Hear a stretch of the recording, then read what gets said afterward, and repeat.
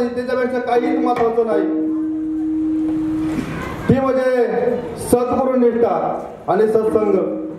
अतिशय महत्वाचं आहे. कारण संत जर जीवनात भेटले नाही तर मार्ग कोणी लागू शकत नाही, याच्या उलगडा कोणी होऊ शकत नाही. वास्तविक पाहता माझं 4 माणसापुढे बोलण्याची योग्यता नव्हती, पण या साधू संतांच्या कृपेने मला या ठिकाणी आणून ठेवलंय. एवढी संतांची पावर असती. क्रिया करून द्यावी त्या अंगी दयाने ते संत, ते संत मला क्रिया करून दाखवत असतात. संताने जरी दागे लोक जग, संताने जरी दागे लोक जग,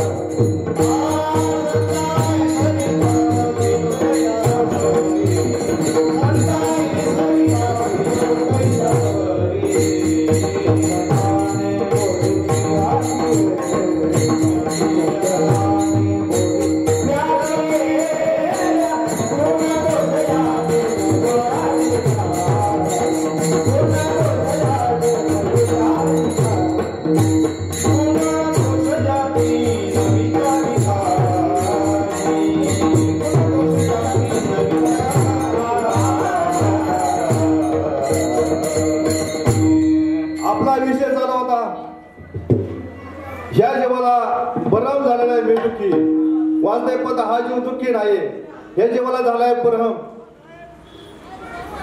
कारण आपण देह नसून आपण काय आत्मस्वरूप आहे. दुःख हे देहाला आहे. आणि वास्तविक पाहता तुम्ही किती जर हे दुःख झाडून टाकायचा प्रयत्न केला तर दुःख झटकून जाणार नाही. परपंचामध्ये दुःख आहे, मग परपंच सोडून चालणार आहे का? अहो तुम्ही सोडता ना, तुम्ही सोडशाल परपंच, परपंच तुम्हाला सोडणार नाही का? तर माऊली सांगतात, जवरी संघ प्रकृतीचा तवरी त्याग न घडे कर्माचा, आणि प्रयत्न करणे कर्मा त्यागाचा तो हट्टीपणा. जोपर्यंत शरीर आहे तोपर्यंत कर्माचा त्याग करताच येणार नाही. या ठिकाणी माऊली सांगतात, वरी वरी पालवी फुडीचे आणि मुळी उदक घालूचे, कैसा नसून निश्चिते वृक्षतया. वृक्षाला जर वर पानं फुडली आणि मुळाला जर पाणी घातलं, उदक माहिती पाणी, मुळाला जर पाणी घातलं त्या झाडाचा नाश होईल का? नाही होणार. 2 खांड्या तोडल्या तर 4 खांड्या उगतील, 4 तोडल्या तर 5 फुटतील, 5 तोडल्या तर 6 फुटतील. पण मुळाला जर पाणी घातलं तर झाडाचा नाश कधीच होणार नाही. तर या ठिकाणी प्रत्येक जण म्हणतोय, मला काम नको, मला क्रोध नको, मला अहंकार नको, हे सगळं नको आहे आपल्याला. परंतु मी देह ही त्याची भ्रांती जात नाही. आणि जोपर्यंत मी देह ही भ्रांती जाऊ शकत नाही तोपर्यंत काम, क्रोध, मद, मत्सर, अहंकार तुमचा पिछा सोडत नाही. कारण काम, क्रोध, मद, मत्सर, अहंकार हे शरीराचा जो भाग आहे, ते जर नसल तर जीवन जगताच येणार नाही. या ठिकाणी ह्या जीवाला पाहिजे सुख, हा जीव दुःखी झालाय. कारण का? त्याला झालाय भ्रम, आणि ते भ्रम काढण्याचं काम संत करतात. एक दृष्टांत सांगतो. एक माणूस होता आणि तो गलासाने पाणी पित होता. काचेच्या गलासाने पाणी पिताना एक पाल वरती खांडावर होती आणि त्या पाणीचं प्रतिबिंब त्याला त्या गलासामध्ये दिसलं. आणि त्याला असं वाटलं का ही पाल माझ्या गलासामध्ये आहे. त्याने घाई गलास बाजूला घेतला आणि गलासात पाहिलं तर गलासात पाल नव्हती. आणि त्याचा असा भ्रम झाला का ही पाल माझ्या पोटामध्ये गेली. त्याने विचार केला, अहो पालीने साधा कराळा जर घातला तर माणूस मरतो, आणि अख्खी पाल माझ्या पोटात गेली, अख्खी पाल माझ्या पोटात गेली. आता मी काय जगत नाही. त्याला ताप आला, अंगाला घाम आला, चक्कर यायला लागली. पाहुण्यावर एवढा गोळा झाली. म्हणजे झालं काय? म्हणजे माझ्या पोटात पाल गेली. आता 1 तासाच्या वर काय मी जगत नाही. मग त्याला काय विचारलं, दवाखान्यात त्याला ऍडमिट केलं. म्हणजे डॉक्टर म्हणे काय झालं? म्हणजे पोटात पाल गेली. त्याचा पोटाचा एक्सरे काढण्यात आला, परंतु पोटात काय पाल नव्हती. डॉक्टर म्हणे तुमच्या पोटात पाल नाही. अहो म्हणे असं करता काय? म्हणे मी या हाताने गलास घेतला आणि या तोंडाने पाल पोटात पेलोय म्हणला. तुम्ही नाही म्हणता? खरं डॉक्टर आहे का तुम्ही? दवाखाना बदलला, तेच. शेवटी एका डॉक्टरने विचार केला, याच्या पोटात 100% पाल नाही, पण याच्या मनात मात्र पाल आहे. याच्या मनातली पाल काढल्याशिवाय जमणार नाही. मग त्याला सांगितलंय, पंग तुझ्या पोटात पाल असू शकते, परंतु ती एक्सरेमध्ये काही दिसत नाही. आपण काहीतरी वेगळे आयडिया काढू, वेगळे प्रेशर करून पाल बाहेर काढूया. त्या पेशंटला काही त्या डॉक्टरने जुलाबाच्या गोळ्या दिल्या आणि सांगितलं, या गोळ्या घे, तुला जुलाब होती. आणि त्याला दवाखान्याच्या पाठीमागे एक जागा ठरवून दिली आणि या ठिकाणी बस म्हणे. रात्रभर त्याला खूप जुलाब झाले. सकाळचा डॉक्टर त्या ठिकाणी आले, म्हणे कसं काय परिस्थिती? म्हणजे काय सांगायचं, म्हणे गोळ्यांनी मोकार हाल झालं, म्हणजे माझ्या गोळ्यांनी फार हाल हाल करून टाकलं. म्हणे अशा कसल्या गोळ्या? अहो म्हणे तुमचं 100% काम झालेलं आहे म्हणे. आणि त्याच्या आधी त्या डॉक्टरने कंपाऊंडरला एक पाल मारून त्या ठिकाणी आणून टाकायला सांगितले होते. आणि डॉक्टर या पेशंटला घेऊन त्या ठिकाणी गेले आणि खरोखर त्या ठिकाणी मेलेले पाल पाहिले. अरे बापरे, म्हणे खरोखर पाल आहे म्हणे पोटात तुमच्या. म्हणे बघा डॉक्टर, ते 3 डॉक्टर बदलले, म्हणे त्यांना कळलं नाही. निघली की नाही पोटात पाल? म्हणे हो निघली ना. तरी म्हणलं सकाळपासून मला जरा पोटात बरोबर वाटतंय म्हणे. पाल निघली ना. आता मला सांगा, खरंच पोटात पाल होते का?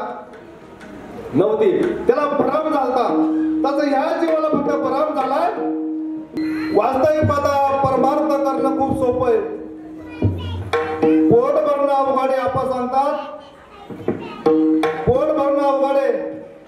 आपल्या पोटाची जर इथभर पोटाची खडगी भरायची असेल तर कुठेतरी काबाड खर्च करावं लागतं, लाचारी सहन करावं लागते. परंतु परमार्थ करणं अतिशय सोपं आहे. अतिशय सोपं आहे पर्वत समजून घेणं. परंतु समजून देणारे त्या मात्र क्वालिटीचे पाहिजे, समजून देणारे ते योग्यतेचे पाहिजे. या ठिकाणी साधू संत सांगतात, जगाच्या कल्याणा संतांची उपती देह कष्टविती परोपकारे. परंतु आज या समाजामध्ये असं दिसून येत नाही. या परमार्थाचा बाजार या लोकांनी चालवलाय.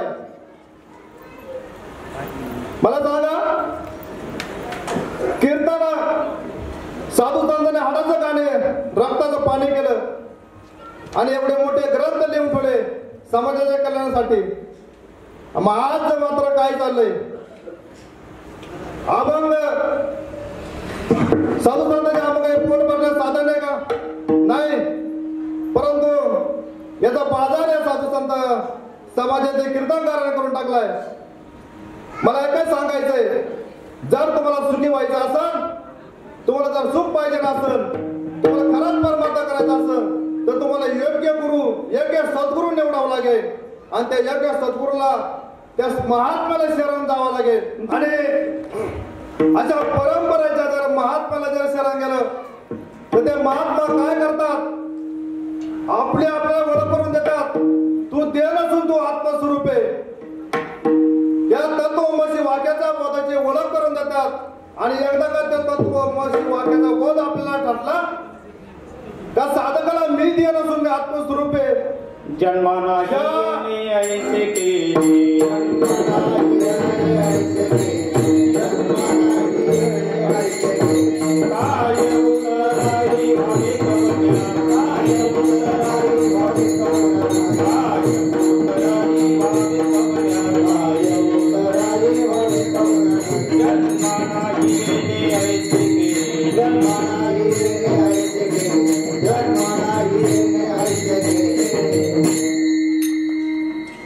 अशा महात्म्याला जर शरण गेलं तर ते मी देह नसून मी आत्मस्वरूप आहे या बोधावर नेऊन घालतात.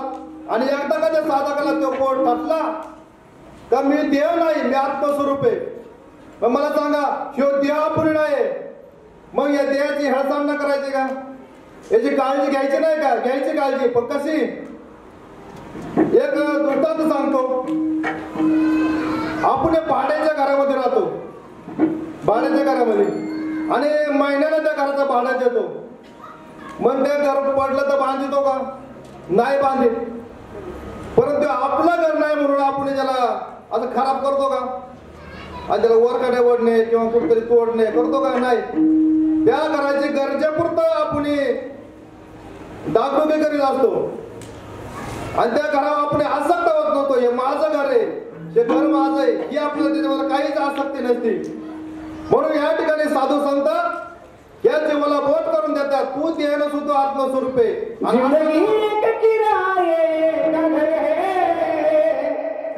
एक ना एक दिन बदलना पड़ेगा, एक ना एक दिन बदलना पड़ेगा, एक ना एक दिन बदलना पड़ेगा. जिंदगी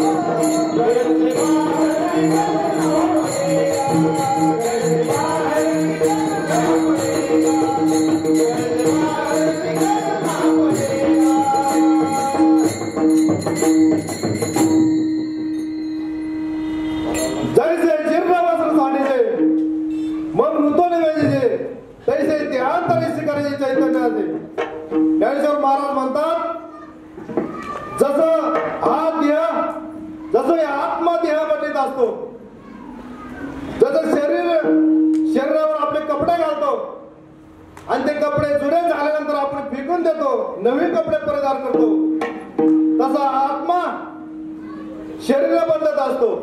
पण आपण देह नाही, आपण आत्मस्वरूप आहे. आणि असा जेव्हा पोच साधकाला ठसतो तेव्हा तो आपल्या शरीरावर उदास होतो, हे देवा उदास होतो. अभंग त्याच्या पडले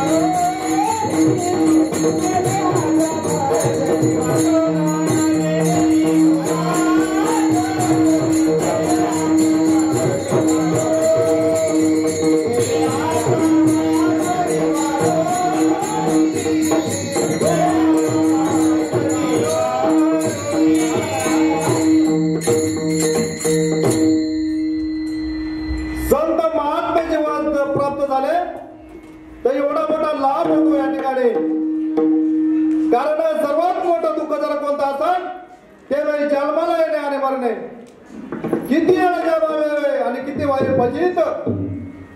परंतु जन्म या आत्मला ह्या देहाला आहे, त्या विनाशी आहे, नाशिवंत आहे. आणि जे विनाशी काय असेल ते म्हणजे हे आपल्या आत्मध्ये असणारं आत्मतत्व. एक छोटासा दृष्टांत सांगतो. एक गाव होतं, त्या गावामध्ये एका ठिकाणी कीर्तन चालू होतं. दृष्टांत का सांगतोय का अविनाशी तत्व ते कधी विनाश पावत नाही आणि देह मात्र हा संपत असतो, पुन्हा निर्माण होतो, पुन्हा जातो. यासाठी दृष्टांत सांगतोय. त्या गावामध्ये महाराज त्याने एक सूत्र सांगितलं, खरं आणि खोटं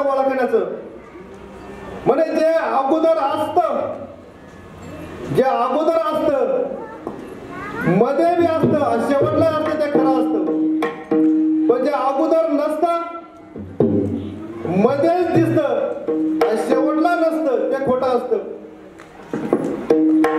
हे सूत्र दोन माणसाने ऐकलं आणि त्यांच्या डोक्यात पक्क वाटलं. ते पुढे ते चालत चालत असताना एका माळ रानातून चालत होते. कडक उन्हाळ्याचे दिवस, उन्हाच्या झाड्या आणि त्यांना खूप तहान लागली. त्याने विचार केला, तहान तर खूप लागली, पोटामध्ये पाणी नाही, अंगातली शक्ती पूर्ण क्षय पावली, चालायला काय ताकद नाही आपल्याजवळ, पाणी तर पाहिजे. पण आता मोगाम चालून पाहिजे ना, आपण उंच टेकडीवर जाऊ आणि पाणी कुठं याचा शोध घेऊ. आणि उंच टेकडीवर गेल्यानंतर त्या ठिकाणी चौकून त्याने नजर फिरून पाहिले तर त्याला सगळीकडे पाणी दिसलं. मला सांगा, उन्हाळ्याच्या दिवशी जर लांब लांब पाहिलं तर काय दिसतं? मुर्गजळ. त्याने विचार केला, हे सगळीकडे पाणीच आहे, पण जर मुर्गजळ जर असलं आणि आपण त्या दिशेने जर चालत सुटलो तर आपली फसगाई झाल्याशिवाय राहणार नाही. मग काय करायचं? महाराजांनी सांगितले आपल्याला, जे अगोदर असतं, मध्ये असतं, नंतर असतं ते खरं असतं, आणि जे अगोदर नसतं, मध्येच दिसतं, शेवटला नसतं ते खोटं असतं. त्याची ओळख करून घेतल्याशिवाय राहू नका. साधू संत त्याची ओळख करून देतात. मग त्या दोन वाट करून विचार केला, सगळीकडे पाणी दिसतंय पण मुर्गजळ सुद्धा असायची शक्यता आहे. मग त्याने काय केलं, म्हणजे आपण हे पाणी सकाळचं पाहूया. सकाळचं पाहिलं तर कुठंच त्याला पाणी दिसलं नाही, पण एका ठिकाणी मात्र पाणी त्याला कुठंतरी छोटस काहीतरी चमकलेलं दिसलं. त्याने ते दुपारी परत पाहिलं, सगळीकडे दिसायला लागलं. आणि संध्याकाळी ज्याने परत पाहिलं तर परत मात्र कुठंच काही दिसत नव्हतं, पण एका ठिकाणी ते चमकत होतं, ते तसंच होतं. मग त्याने त्या जे चमकत होतं त्या ठिकाणी वाटचाल चालू केली, त्या ठिकाणी त्याला पाणी भेटलं. मग आता आपण काय करू? या देहाला या सूत्रामध्ये टाकून पाहू. प्रत्येकाने आपल्या वयाचा विचार करायचा आहे. मी माझ्या वयाचा विचार करतो. आता मला सांगा, 30 वर्षाच्या अगोदर हा देव होता का? 30 वर्षाच्या अगोदर हा देव होता का? नव्हता. आणि आपल्याला 100 वर्ष आयुष्य आहे असं गृहीत धरू, त्याचाही भरोसा नाही, पण धरू गृहीत. हा देह 100 वर्षानंतर असणार आहे का? नसणार आहे. मग अगोदरही नाहीये, नंतरही नाहीये, पण आता मात्र दिसतोय. मग हे काय आहे? खोटं आहे. हे खोट्याच्या मागे धावायचं नाही, परंतु हे समजून घेण्यासाठी तुम्हाला योग्य सद्गुरू करावं लागेल. त्याच आणि संयोग्य सद्गुरू काय करतात? ते देवाची ओळख करून देतात. अरे व्यवहारामध्ये जर आपल्याला काही पाहिजे असेल, एखाद्या व्यक्तीला जर भेटायचं असेल तर त्याची पहिल्यांदा ओळख करून घ्यावं लागते. मग परमार्थामध्ये ओळख असावं का नसावं? तुकाराम सांगतात, आधी देवाशी ओळखावे, मग अनन्य भावे भाजावे. सगळेच जण सांगतात देवाचं नाव घ्या, देवाचं नाव घ्या,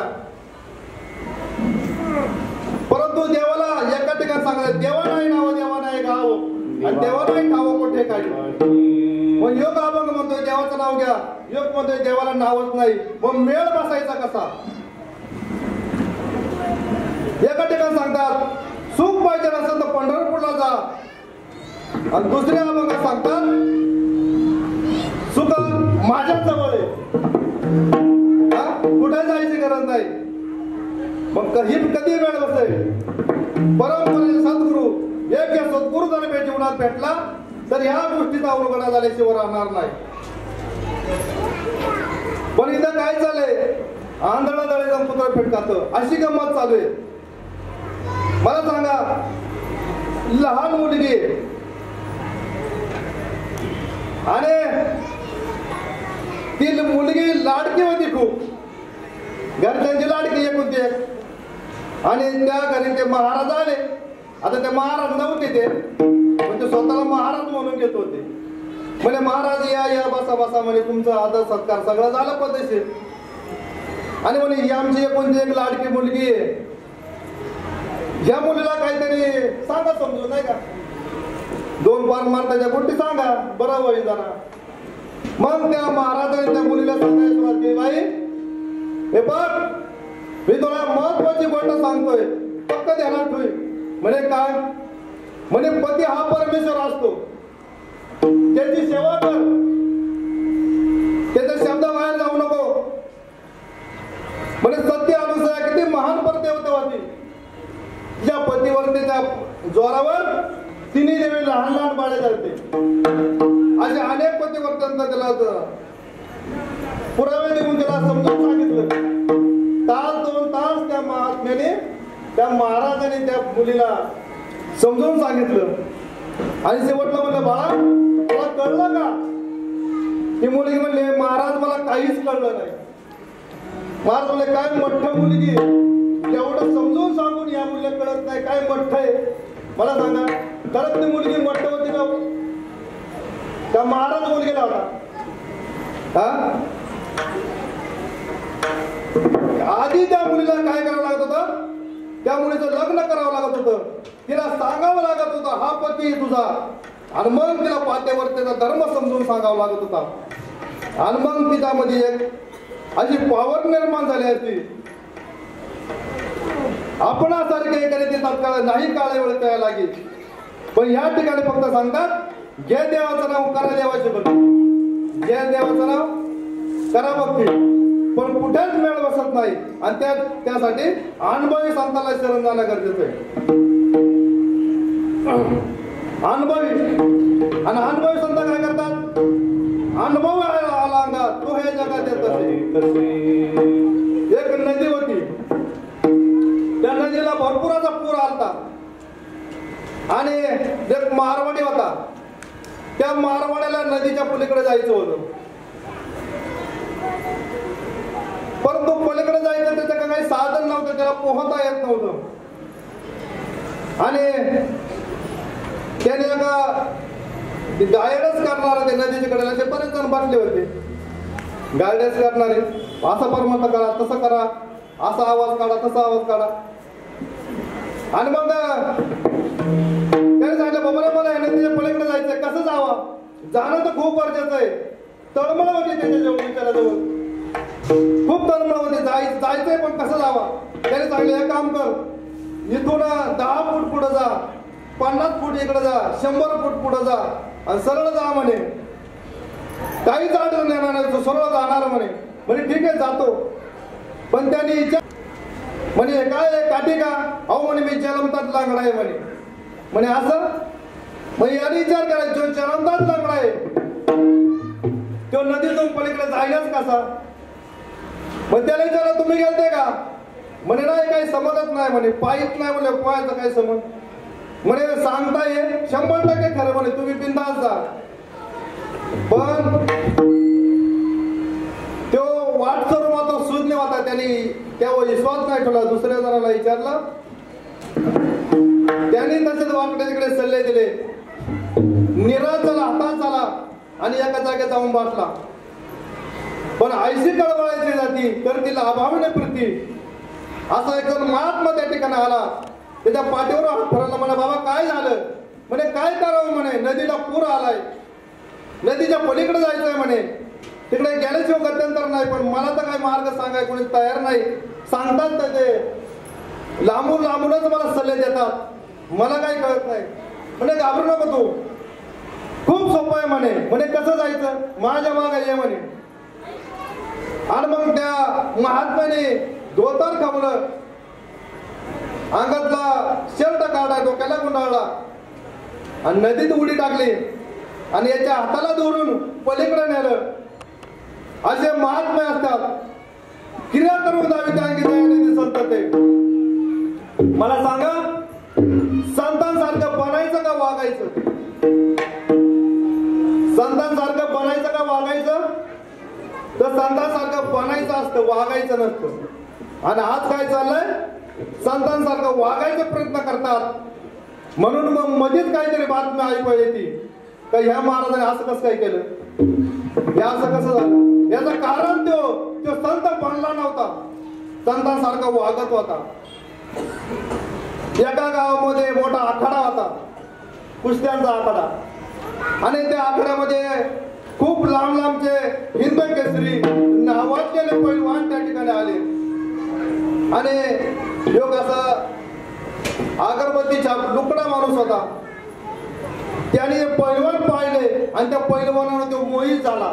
विचार केला खूप पैलवान किती ताकद किती आकड त्यांची पिळदार शरीर म्हणजे आपल्याला पैलवान बनायचं.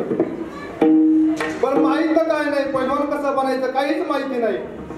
त्याला पैलवानाची गाठ घेतली त्याला विचारलं मला पैलवान बनायचं म्हणजे कसं बनावं लागेल. त्याने सांगितलं तुला व्यायाम करावं लागेल तुला खावा लागेल पहाटे 3 वाजता उठावं लागेल. त्याने विचार केला एवढं खाटापटी आपल्याला काही आपल्याचे काय होणार नाही म्हणे मग मला एक काम कर म्हणे पैलवानाचे लक्षण लिहून दे.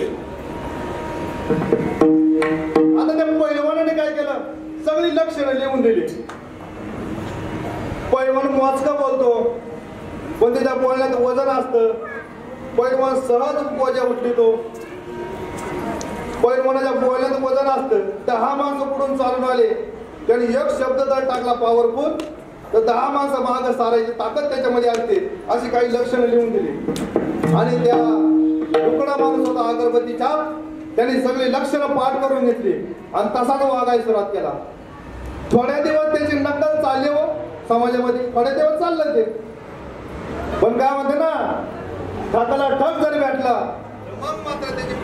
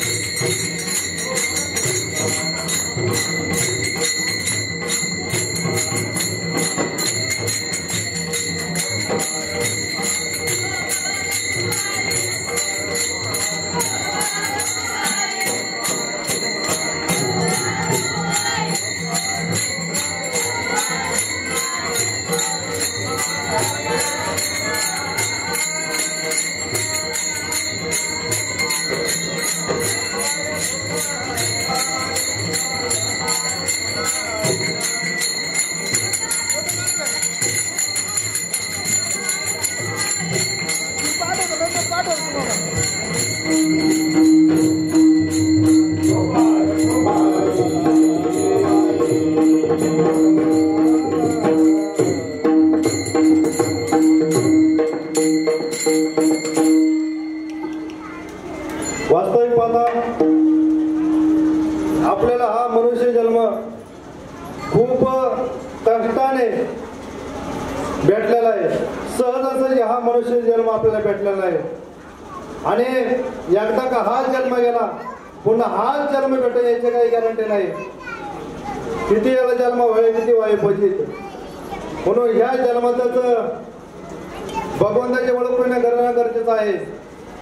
आपण प्रपंचामध्ये खूप प्रपंचाला महत्व देतो पण परमात्माला मात्र येळ भेटला तर करतो तसं नाही. याला खूप अत्यंत महत्व देणं गरजेचं आहे. बोलण्यासारखं खूप काय आहे परंतु येळेच्या अभावी काही गोष्टी आवडत्या घ्याव्या लागतात. साधू संत काय करतात नामचिंतन कसं करायचं हे साधन सांगता. एक शेवटचं सांगतो मी जे बोलतो ती वैखरी वाणी रामकृष्ण हरी हे वैखरी वाणी जपायचं मंत्र आहे. आणि दुसरी म्हणजे मध्यमावाणी. मध्यमावाणी म्हणजे कोणती एखादा मनुष्य जर रस्त्याने येत असला आणि रस्त्याने येता नाहीये तो काहीतरी बोलतो पण आपल्याला ऐकू येत नाही आणि आपण त्याला म्हणतो काय बडबड करत होता. आता तो बडबड करतोय आपल्याला ऐकू येतं का नाही येत पण तरी आपण म्हणतो काय बडबड करतो. ज्या वाणीचे भाव शरीरावर प्रकट होतात त्याला मध्यमवाणी म्हणायचं.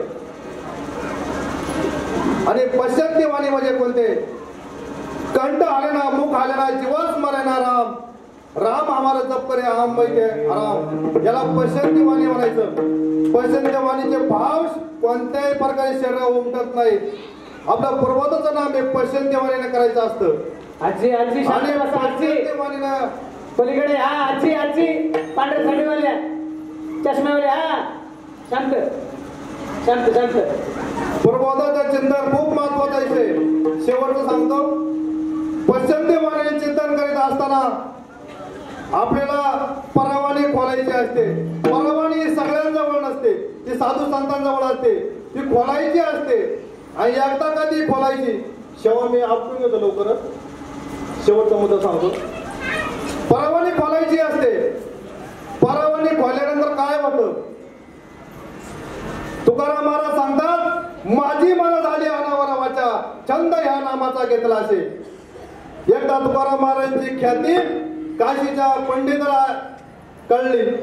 आणि तो काशीचा पंडित तुकाराम महाराज झाला. तुकाराम महाराज संशयाला गेले होते त्या ठिकाणी. आणि संशयाला ते विधी करीत असताना त्या ठिकाणी त्याचे नामचिंतन चालू होतं परावानीनं. आणि जो महात्मा होता तो काही कमी नव्हता, तो अधिकारीच होता. त्याला कळलं यांनी ह्या ठिकाणी ध्यान लावलंय. अशा अमंगळ जागेवर तुला काय अक्कल आहे म्हणे, तू घ्या अशा जागेवर चिंतन करतो म्हणे. तुमचं खरं आहे हो, खरं आहे तुमचं, पण काय करू म्हणे.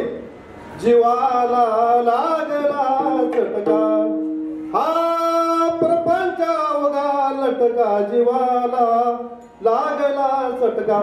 त्या जीवाला चटका लागला हो, एक 100 सुद्धा त्या नामाशिवाय मी जगू शकत नाही. काय करू म्हणे. म्हणे असं एवढी तुझी जीव अनावर झाली का? त्या तुकाराम महाराजांची जीभ हातभर बाहेर ओढून काढली. अहो रोमांतून नामचिंतन बाहेर आलं. याच्यातून काय घ्यायचं? अरे किती दुःख जरी झालं तर ते नामचिंतन सोडू नका. हे कधी शक्य होईल? ज्यावेळेस तुमची परवानी खोलल्या जाईल त्यावेळेस त्या गोष्ट शक्य होईल.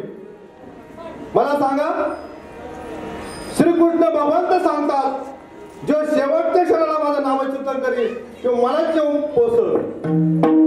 पण विज्ञान सांगत मनुष्य ज्यावेळेस जेव्हा मरतो त्यावेळेस एक एक पार्ट त्याचा निकामी होत जातो.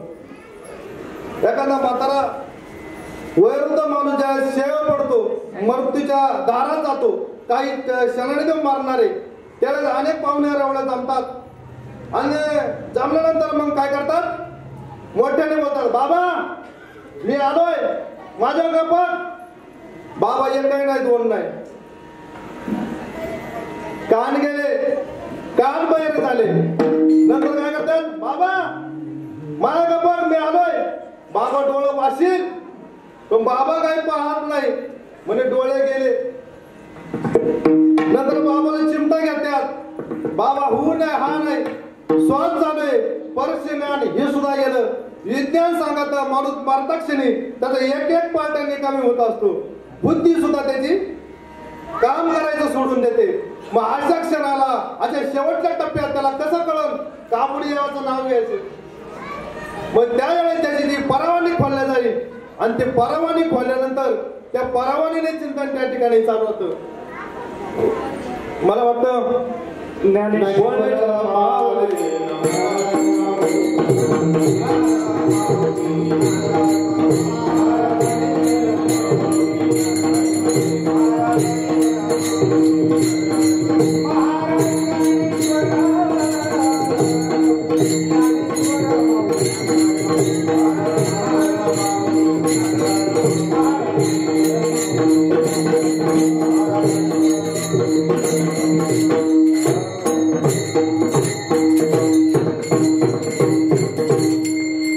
बोलता बोलता काही चुकीचे शब्द केला असं तो माझ्या बुद्धीचा दोष समजून मोठ्या अंधकरणाने माफ करा. कारण ह्या ठिकाणी माझं स्वतःच काहीच नाही. जे आपण सत्य कर्मा